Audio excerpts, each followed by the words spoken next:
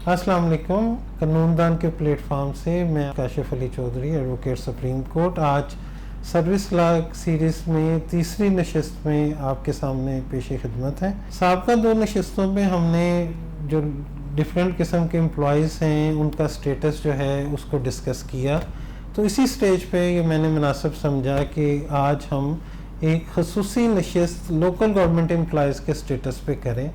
उसकी रीज़न ये है कि काफ़ी कन्फ्यूजन पाई जाती है। डिफरेंट टीयर्स ऑफ जो है एम्प्लॉयज़ लोकल गवर्नमेंट में काम कर रहे हैं, तो उनके स्टेटस के बारे में एक कन्फ्यूजन जो है वो पाई जाती है कि आया वो सिविल सर्वेंट हैं कि नहीं है।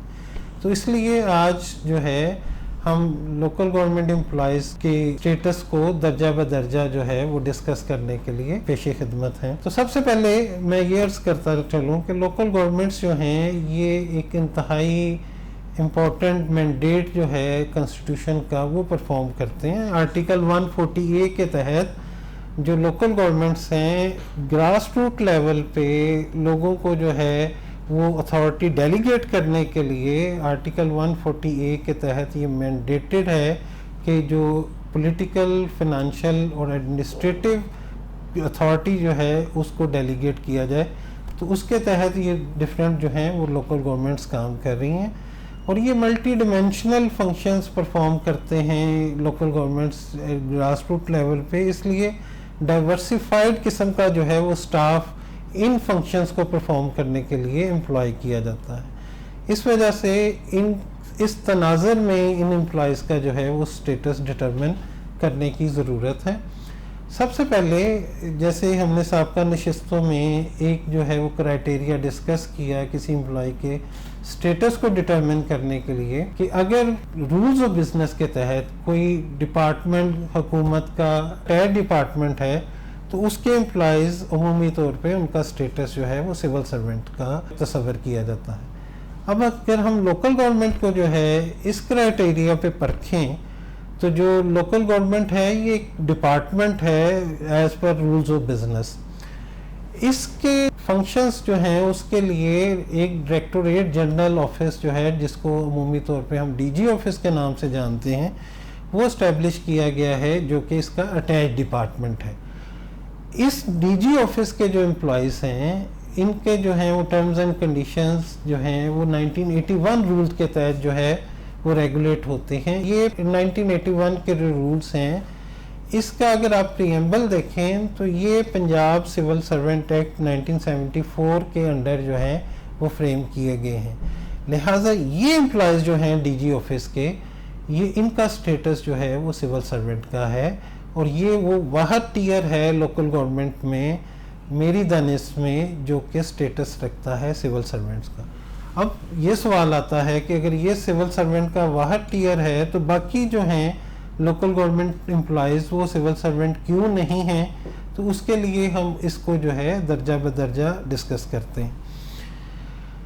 लोकल गवर्नमेंट जो है इसको पहले इसका जो है नॉमेनक्लेचर वो LG&RD डिपार्टमेंट था, यानी कि local government and rural development department. उसके बाद अब इसका जो है वो नॉमेनक्लेचर जो है वो LG&CD डिपार्टमेंट है, local government and community development department.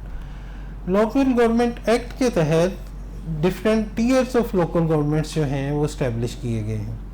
Her tier को जो है उस लॉ के अंदर जो है बॉडी कॉरपोरेट का जो है दर्जा दिया गया है और इनके एम्प्लॉयज़ को जो लोकल गवर्नमेंट एक्ट है उसके अंदर पब्लिक ऑफिसर्स जो हैं उनका जो है वो स्टेटस जो है दिया गया है।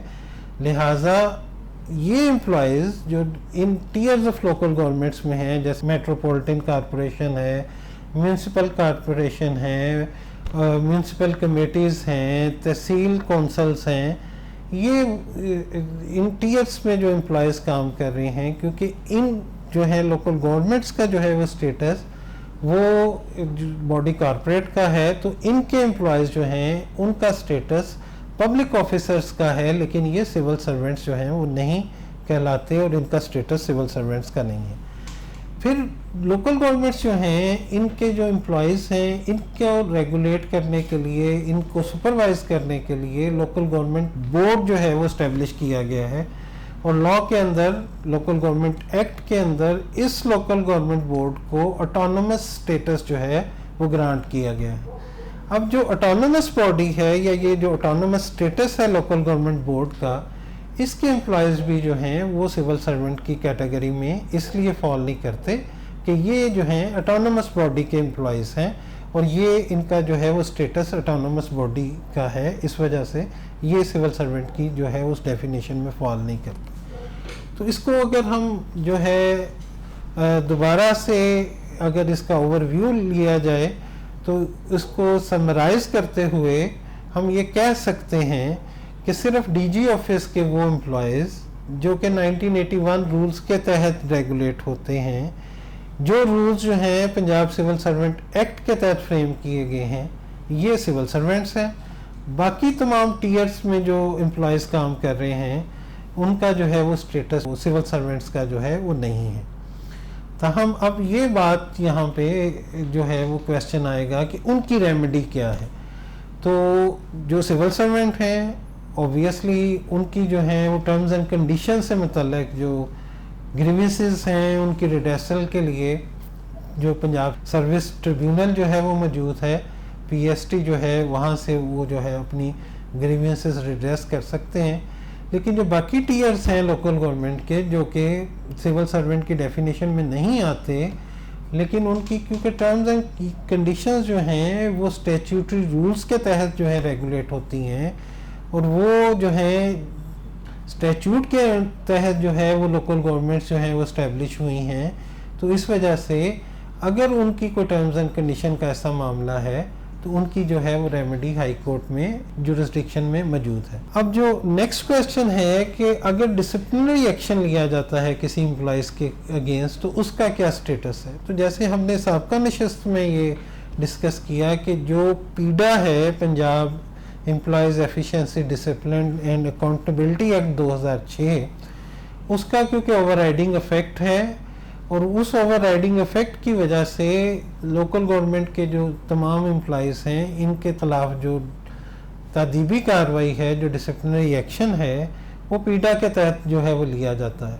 तो इस सूरत में अगर कोई पेनल्टी लगती है तो जो सिविल सर्वेंट हैं वो तो पीएसटी में जाएंगे और ओबियसली जो कि सिविल सर्वेंट नहीं हैं वो अपनी उस पेनल्टी जो है उसको डिपार्टमेंटल जो है रेमेडीज़ एग्जॉस्ट करने के बाद हाई कोर्ट जो है वो रिज्यू कर सकते हैं। तो नाजरीन, उम्मीद है कि आज का प्रोग्राम आपको पसंद आया होगा। मैं मशकूर हूँ, आपका बहुत शुक्रिया।